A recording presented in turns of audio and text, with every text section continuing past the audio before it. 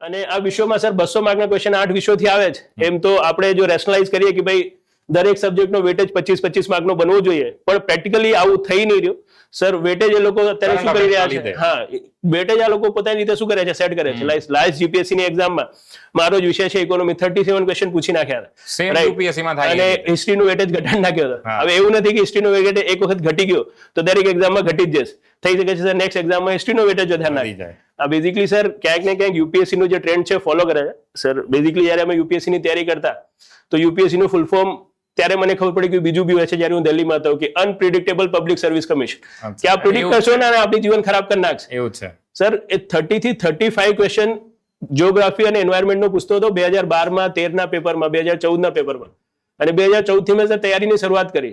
અને આ જોઈને કે માય ગોડ 33 થી 35 ક્વેશ્ચન જીઓગ્રાફી ના આવે છે. મેં જીઓગ્રાફી ઓપ્શન લઈ લીધું, અને પછી એવો ધોયો સર જીઓગ્રાફીને 4-5 ક્વેશ્ચન પૂછવાનું ચાલુ કરી દીધું. તો આવું ગેમ્બલ નથી કરવાનું આપણે કે ભાઈ જે સબ્જેક્ટના વધારે ક્વેશ્ચન પૂછ્યા છે એના ઉપર વધારે ભારણ આપો, બીજાને છોડી દો. આપણે એક હોલિસ્ટિક તૈયારી કરો, બધા વિષયો તૈયાર કરવા પડશે. યસ, હોલિસ્ટિક એક તૈયારી કરવી પડશે. તો જ પછી જે જીપીએસસી છે પ્રિલિમ, એમાં આપ કોન્ફિડન્ટ થઈ શકો કે ભાઈ હવે હું શું કરી શકું છું, જીપીએસસી ને સારી રીતે પાસ કરી શકું છું.